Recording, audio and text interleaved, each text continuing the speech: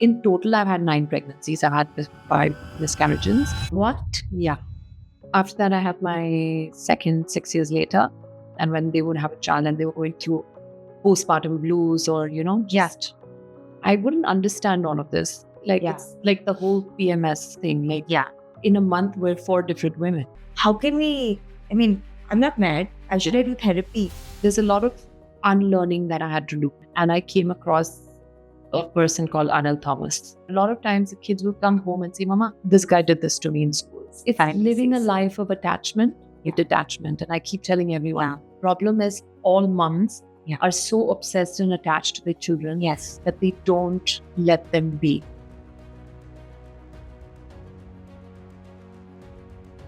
Today's guest is special. One thing I love about her is that she doesn't pretend to have all the answers. She's someone who's learned motherhood through study and constantly working on herself. She's a mom of 4, a parenting guide, and someone who encourages women to speak honestly about motherhood, every single stage of motherhood, including the parts we often keep quiet about. Hi, I'm Sneha Javeri, your fellow mommy friend and the host of Mama Update, a podcast where I ask all your questions to the best people in the business. Hi, Parul. Thank you so much for joining me. Thank you so much for having me. I'm so excited for this talk. And I know this is going to be one of those super chill talks where we're going to vibe like two moms. But I'm going to actually ask you a lot of questions because my kids are much, much younger than yours. So I'm actually going to get a little piece of your life and learn from it. So tell me a little bit about yourself. Okay, so my name is Parul, aka Mumbai Mummy. Yes. As I said, my best friend Malini, earlier we were talking about her. She gave me this term, and she's like, "You're always mothering people. Like you always have something. Let's just name your handle Mumbai Mummy."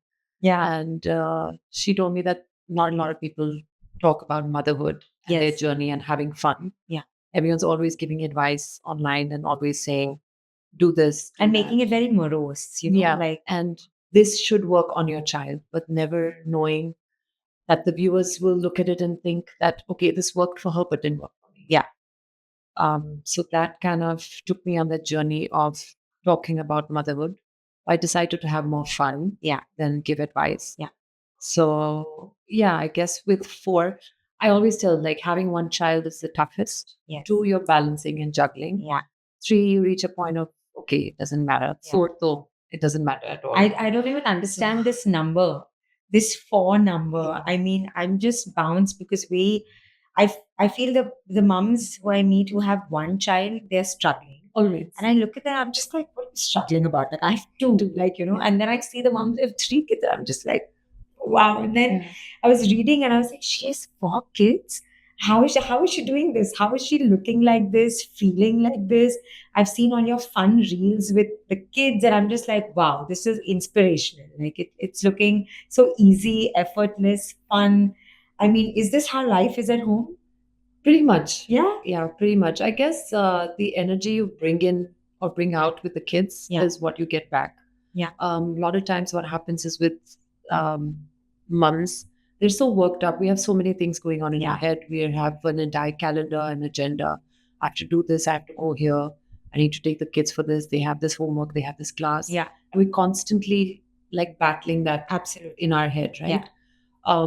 But once you have a calendar set and you know that you have to do this, it's like when you have a job and you're enjoying it. Yeah. You're enjoying it, right? Like you're not complaining about it. You know you've got 100 emails to send. You know you've got so much to read, but you're enjoying doing that. Yeah. Then why do you do that with motherhood? That's actually a very good question. So that is a very thought-provoking question. Why do we do that with motherhood? Because I don't feel everybody is inherently a mother. You know what I mean? Like, I don't feel it comes so naturally to a lot of us. There's a lot of learning and unlearning that we do. Learning and unlearning, and it's very heavy, right? Because it's like every decision that you make, I mean, you feel like you are kind of, it's somebody else's life that you're kind of impacting with every decision. So it's very heavy. when you think of it like that. But it's nice to it's refreshing to hear that somebody who has 4 kids is not thinking like that at all. No, I guess like once you have the responsibility, Yeah. you have to deal with it. Yeah. And if you can deal with it happier, Yeah. it the only person that affects you is yourself. Yeah. Because you will be happy. If you're complaining about everything that you have to do, even after knowing that you have to do it, Yeah. and we still go back and have the thing like, oh, I do this all day, and Yeah. I'm looking after the kids, and I'm still working, and I'm looking after the house, but obviously you want to say that to your partner or to your in-laws or whatever, and there's no appreciation of that sort. But I'm like, I've never looked for that outside validation, I guess. Yeah. I guess whatever's happened with me with motherhood is, am I enjoying it? Am I liking it? Am I liking being the mom I want to be?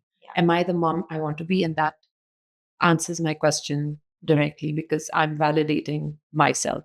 Yeah. And I'm my own benchmark. Wow. Yeah. So I guess That's amazing. But I also know that you have had, it's not been easy. No. You're making it sound very, very effortless, but it's not been easy. I have gone through a lot. Yes. And I would love to dive into that and know what have you gone through. So I had my first miscarriage at 20. I got married at 19. Yeah.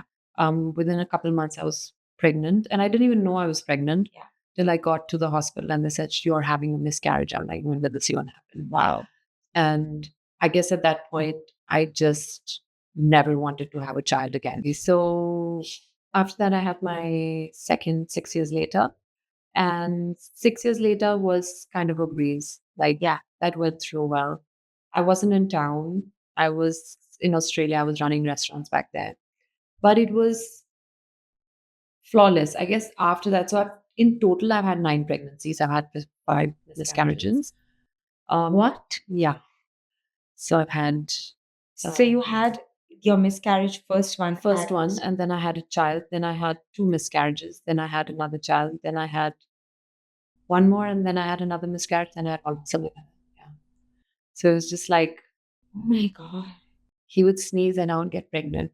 So, right. I mean, but also, but the miscarriages would have had. Miscarriages did take a toll on me. So I would literally say, so my oldest is 18, my youngest is going to turn 8. So there's a 10-year gap. Yeah. But for 10 years, if you would say I hormonally wasn't sound, I didn't know what was normal. Yeah. A lot of weird decisions have been taken in life. Yeah. In terms of just emotional decisions, because you're not emotionally stable at that point. And it took me, like, when I reached my 4th pregnancy and I had my 4th child, she was like a game changer in my life. Like, because suddenly you just started feeling normal. No. That was the first time I hit depression. On my 4th, like when I had my 4th child. And I would look at other parents, other moms, and when they would have a child and they were going through postpartum blues or, just, I wouldn't understand all of this. Like, how can somebody be depressed after having a baby? Like, it's the most beautiful thing in the world. But it's actually not in the mind itself. It's more to do with hormones as well. If there's a imbalance in the body, it kind of affects everything in the mind as well. So that's but we don't get that when we are going through it. We're just all over ourselves. Correct, right? Like, it's like the whole PMS thing. Like, in a month, we're 4 different women. Absolutely. There's that 1 week where we're happy, chirpy. That's beautifully put. Yeah, absolutely. And then the next day, we want to eat somebody up alive, beat them, walk around. Like, I imagine sometimes when I'm in that zone, I imagine walking around with a frying pan in my hand. Yeah. And I just, in my mind, hit them. Yeah. Yeah. It's a very good feeling. Yes. So, and I'm going to do this now. Just walk around. Trust me. Yeah. Because it's the power of the mind. Yeah. But yeah, so when I went through the miscarriages and all of that, I learned so much after my 4th child. It was a transformational journey for me. Yeah. Not only hormonally, but physically and spiritually and mentally. Right. I went through an entire zone of therapy. Yeah. In the process of therapy, I became a therapist. But let's talk about that, because therapy, again, for Indians is such a, I don't know why, but so taboo. Like, we just feel like, how can we, I'm not mad. Should I do therapy? Yeah. Not realizing that the way we go to a doctor when we are not well, Yeah. this is where if we are mentally unwell, we must. Yeah. We absolutely must. So I'm so glad that you actually, went, seeked that help, and then eventually your life just transformed right after Yeah, that. it did. Like Yeah. completely. I think my communication with the kids has become so much better. Yeah. There's a lot of unlearning that I had to do. Yeah. Whatever, because we have a tendency of parenting like our parents. Yeah. Like we are either a bit of our moms or a bit of our dads in the way we look after kids, in the way we do things. Yeah. And because I did this, this was right for me. But looking at somebody else, we're like, no, don't do this. Do this because you know that that worked for you. Correct. But it may not work for someone else. Absolutely. So the thing on taking that opinion or giving an opinion, knowing the fact that you don't have to do the exact same thing as the other person. Yeah. And the other person can be right as well in their own way, and I can be right in my own way. Yeah. Accepting that can change your entire perspective on parenting. Right. Because everyone is here to give advice. Everyone wants to be right. Nobody wants to be a bad mom. Nobody course, does yeah. things on purpose. Yeah. Nobody does things on, Yeah. oh, if you don't do this, you become this person. Yeah. So tell me about your therapy and how you got in. Like you basically, did you study or what did you Yes. do? I think it started off with a spiritual upliftment. Yeah. I went into a phase of not wanting to meet anyone, not wanting to talk to anyone. Yeah. And when that happens, right, you have an emotional shutdown.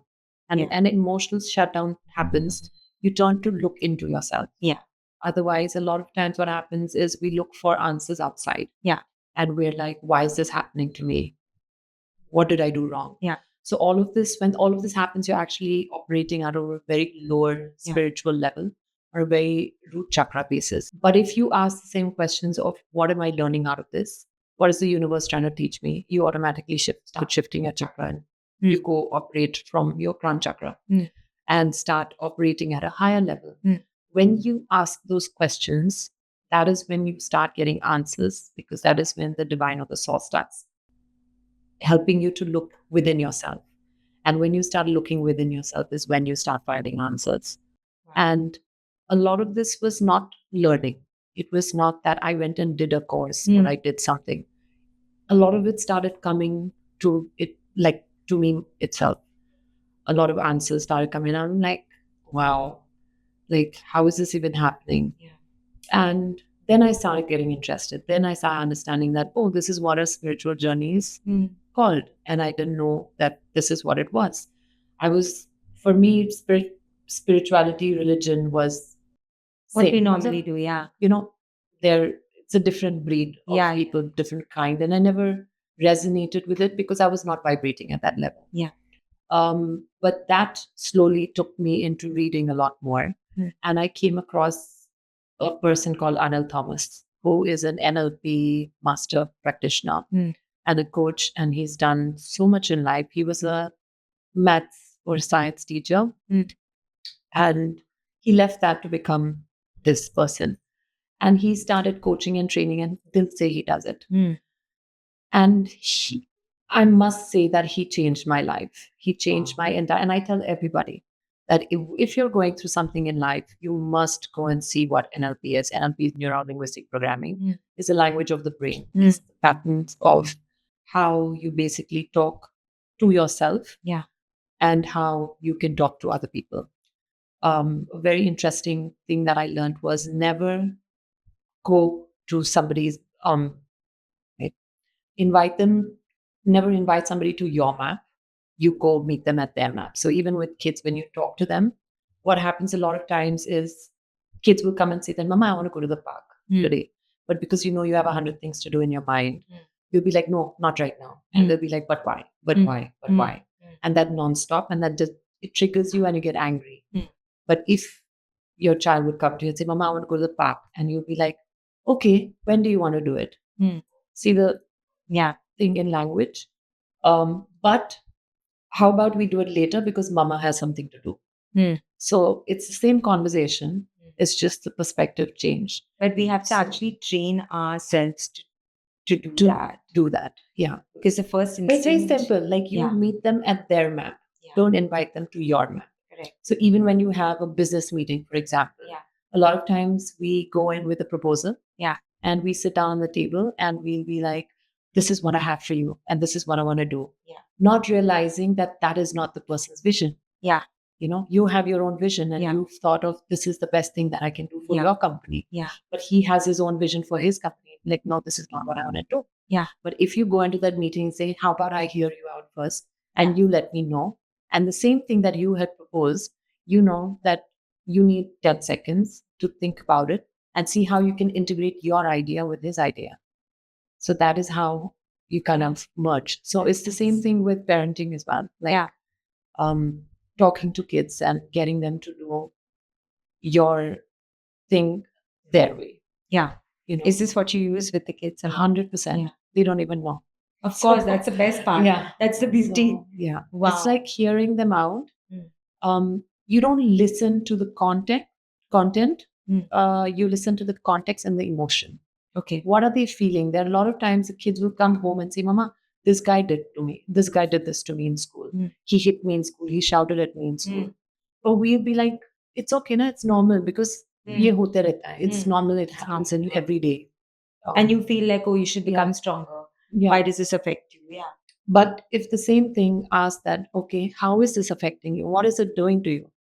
That's when you understand. And that's where you make them realize what emotion they're feeling. Mm. Because with kids, they can never tap into the emotion. Yeah. They're just upset or they're just angry about something. Yeah. There's a lot of times they'll say, I don't want to go to school tomorrow because my stomach is hurting. Mm.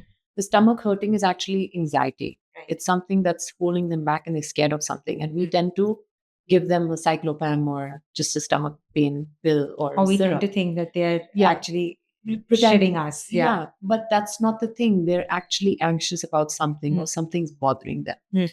So when you ask your kids that if something's happened and you ask them, where in your body are you feeling it? Mm. By default, a lot of them will say it's in my chest. Mm. I'm feeling like pain. But if you go in depth and ask them, they'll be like, oh, but I feel like I can't speak up. So they'll have like a lumpy throat Mm. or they'll feel anxious in the stomach or something they'll feel in their chest. So you have to ask them where in the body are they storing the emotion. Yeah. Depending on where in the body they're storing the emotion is you know how to deal with that then. Wow. So like especially, amazing. Wow. kids that young age. And it's amazing to have this tool as well. Yeah. Because I feel we are kids with our kids. Yeah. So how do you rise above that level, be at this level and kind of understand this whole dynamic? Yeah. That's actually amazing. I mean, and the fact that you can use this with your kids is even better because the age gap that you have and you're dealing with 18 and 8 Yeah. is like they're two different worlds. Yeah. Two generations apart. Completely different generations. I mean, one year dealing with big Adulthood problems to some other, and Yeah. one is like small little class Can I skirmishes go for a and play date? Can I do Yeah. this while my son is like, I want 100 people for my birthday? Yeah. So it's just like exactly. So that's tough. That has to be tough. Yeah. And are you like a single parent in a marriage, or are you? Is your husband as involved with all of this? I think he's the fifth child. So That is usually the yeah, case. Yeah. I think I'm not proud to say this and I don't want to say this, but I guess like having expectations Yeah. completely destroys your own Yeah. thing or motivation or drive. Like Yeah. because when you have that expectation knowing that, oh, he's going to do it or he's going to it doesn't work for You're everyone. basically setting yourself up to fail, basically.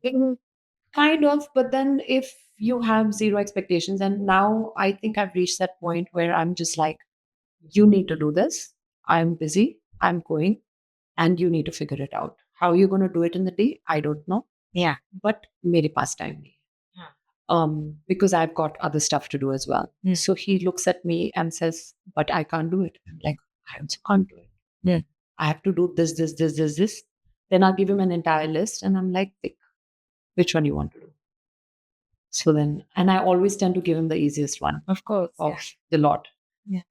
So then he doesn't have a choice. So he just deals with it now. Yeah. And I guess like you just need to put your foot down at some places. Mm. He's a very entertaining father. So for him, it's an amusement park when he's around. He just wants fun. He wants singing and entertainment and dancing.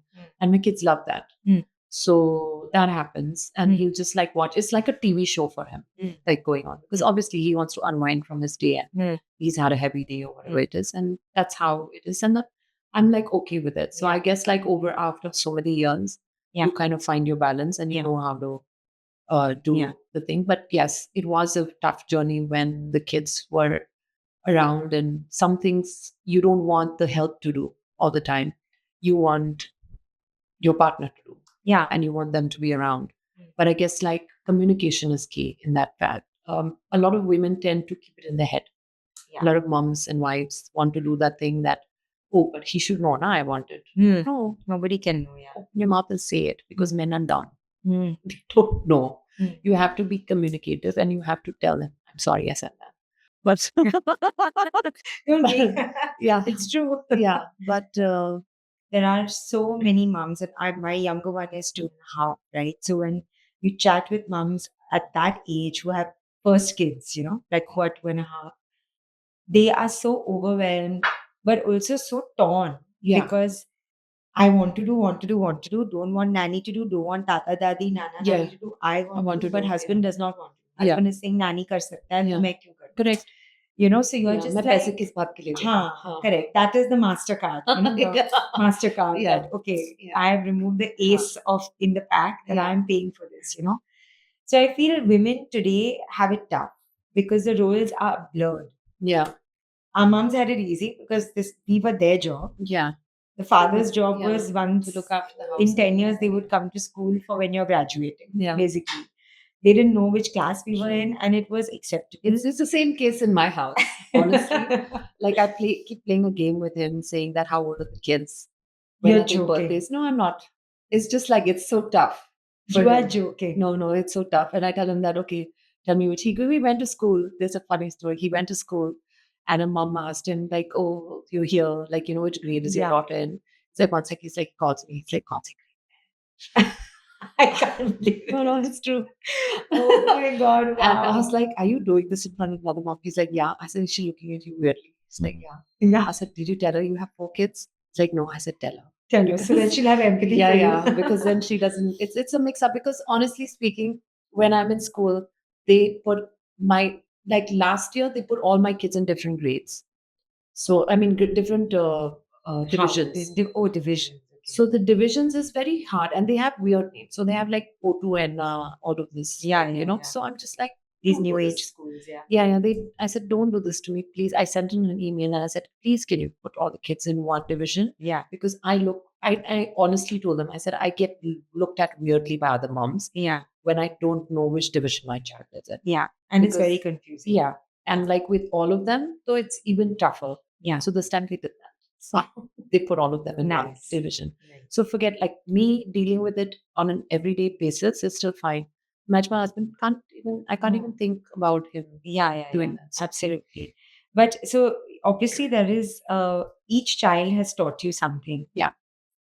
What is that something? Patience is number one.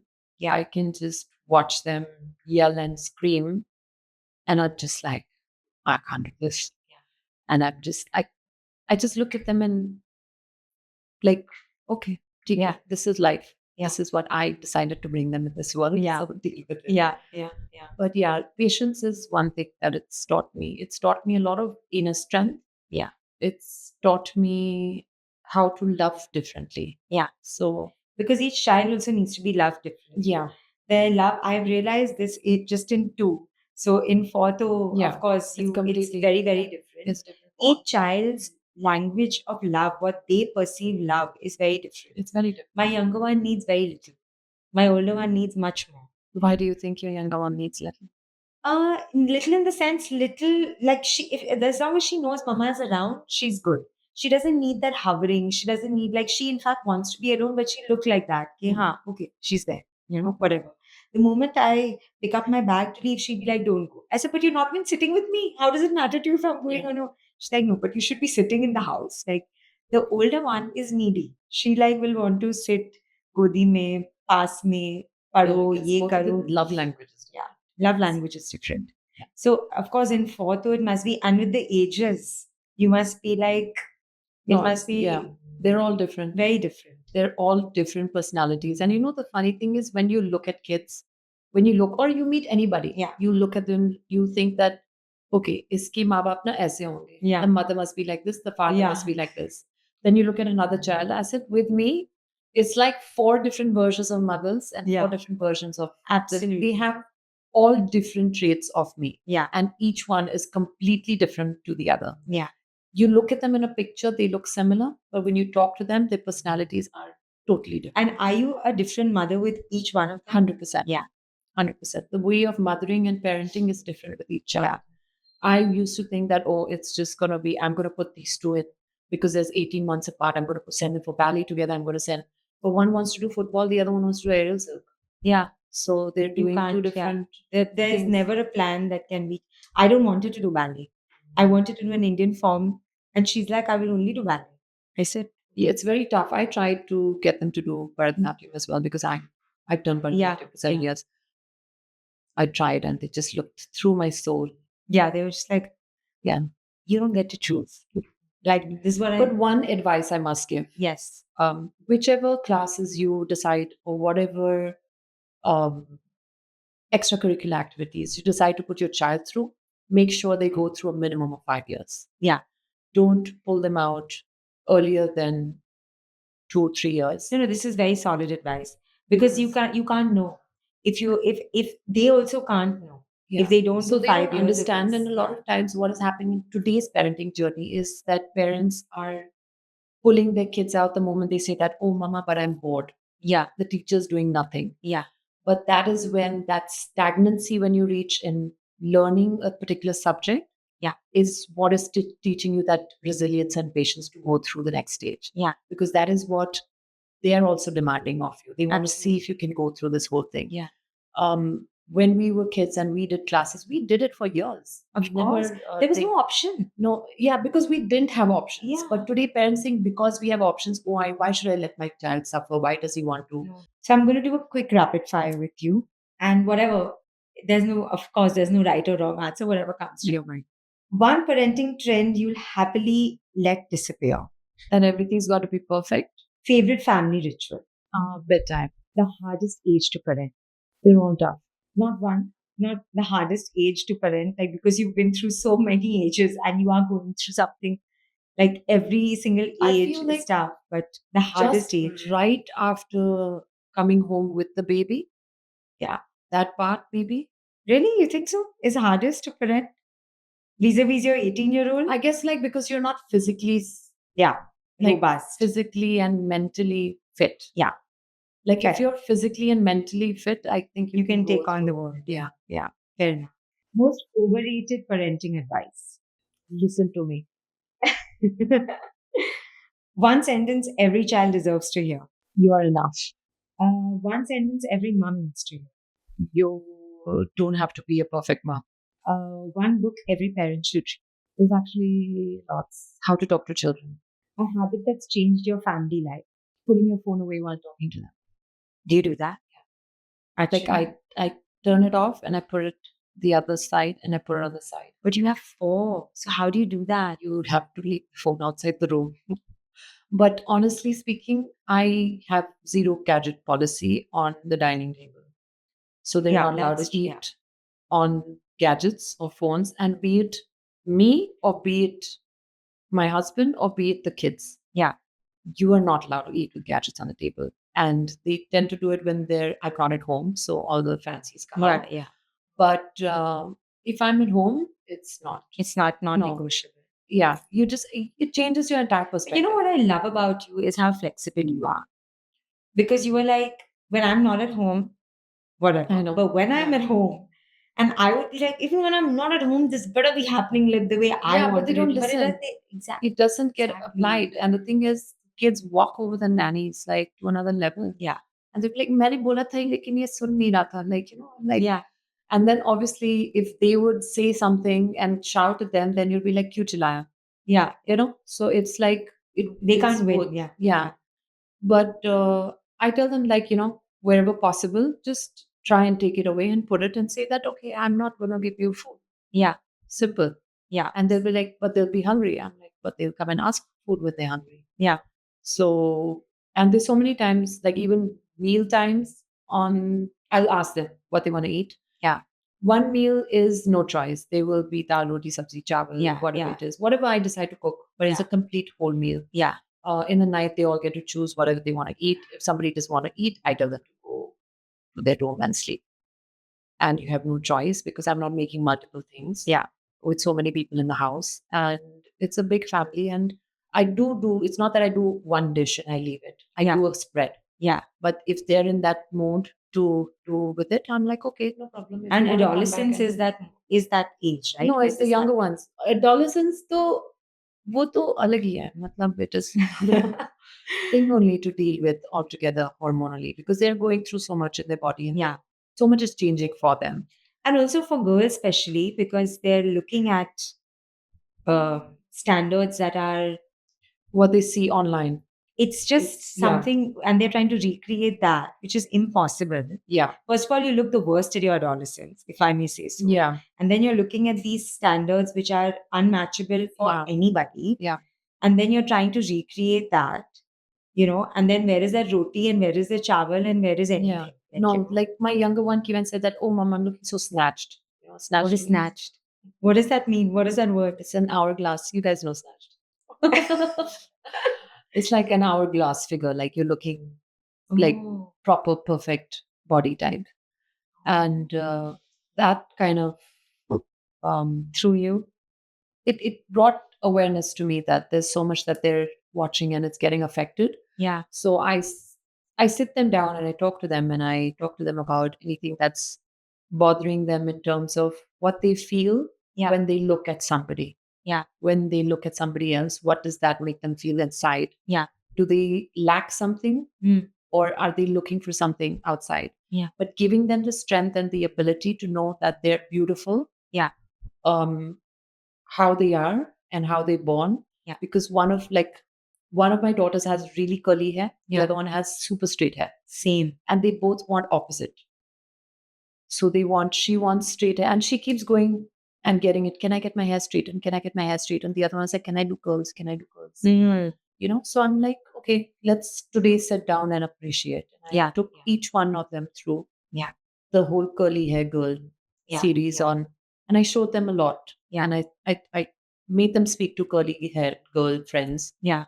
And I spoke to them how they feel now and what they went through Yeah. earlier. Yeah. And I did that the same thing with straight hair friends. Yeah. I said, what did you feel? Because we all go through that, right? Like course. we've all gone through phases of Yeah, curling yeah, our hair yeah, and curling yeah, our hair yeah. and doing all of that. And Absolutely. because those bounces look better. And Yeah. sometimes suddenly we want to go straight. Straight. So it's fine to go through those phases. And I tell them that it's okay to go through those phases and you can do that. Yeah. And as long as you're not, "Okay, I want to do this, I want to be this, I want to be this, because the more you chase, you're just going to keep chasing and not getting what you want, but just surrender yourself. Yeah.